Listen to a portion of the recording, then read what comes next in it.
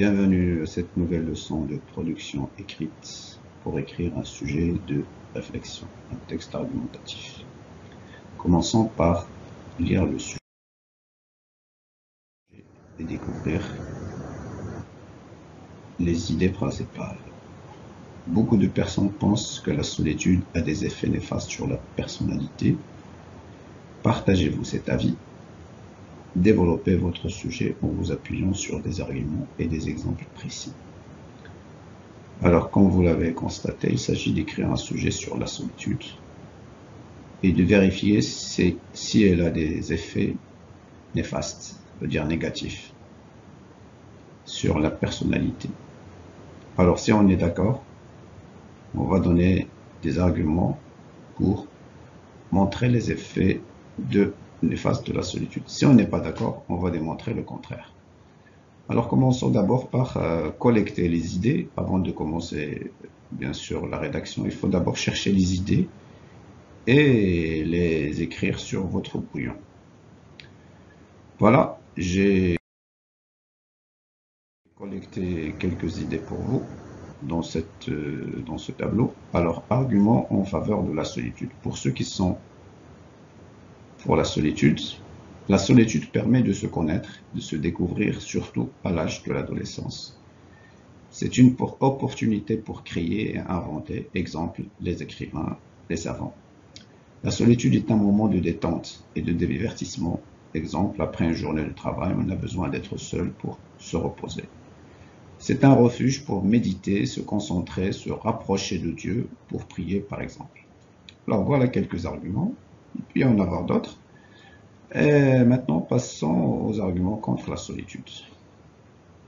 L'être humain est social de nature et ne peut guère vivre isolé.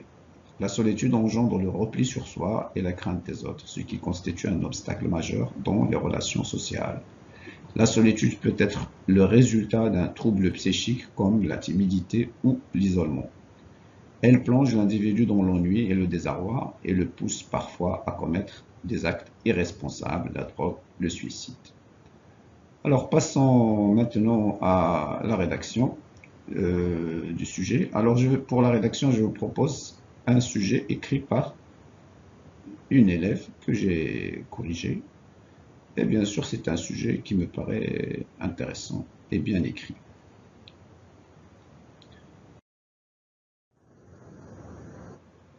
Alors l'introduction. Notre grand tourment dans l'existence vient de ce que nous sommes éternellement seuls, et tous nos efforts ne tendent qu'à fuir cette solitude. Une affirmation qui relate une vérité choquante, mais concrète. Ainsi, la solitude est pour certains un fardeau difficile à supporter, un poids pesant qui nous met dans un malaise confus, même lorsqu'on est entouré d'un monde qui nous aime et des machines qui nous fascinent. Est-ce à dire que la solitude n'a que des effets néfastes? N'avons-nous pas besoin d'être seuls, d'être avec soi-même pour un laps de temps? Alors, dans cette introduction, on constate qu'on a commencé par d'abord présenter le sujet sous forme d'une affirmation. Entre guillemets, ça veut dire que l'affirmation est d'un auteur peut-être. C'est une citation. Et puis, bien sûr, on expose les deux thèses, n'est-ce pas? Avant de soulever des hypothèses. Est-ce que la solitude n'a que des effets néfastes? N'a-t-elle pas aussi des effets négatifs? Pardon, positifs. Parfait. Alors on passe maintenant au développement.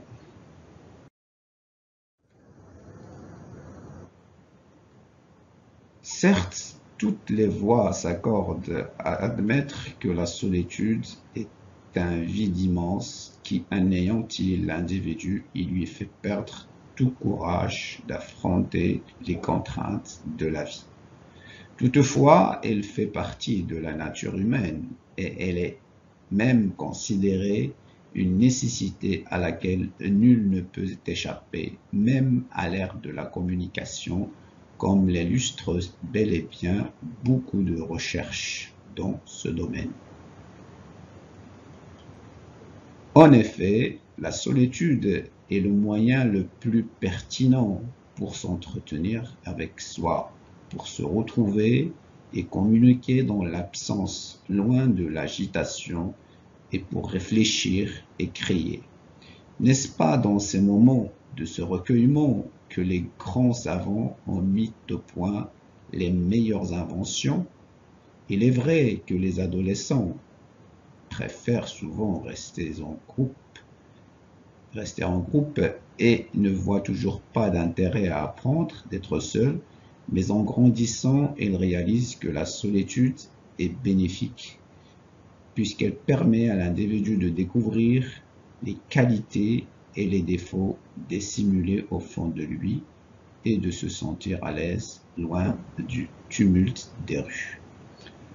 Voilà, donc dans le développement, on développe bien sûr les arguments, on constate qu'on met beaucoup l'accent sur les effets positifs de la solitude, et sans oublier parfois quelques effets négatifs.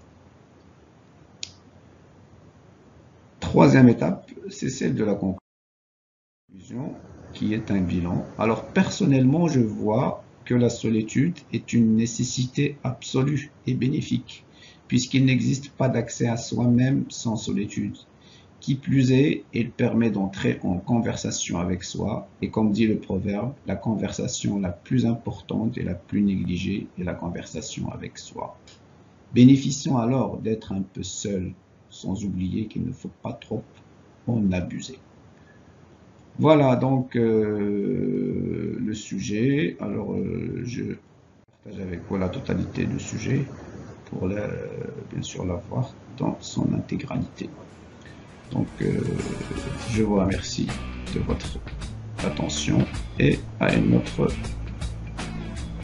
leçon.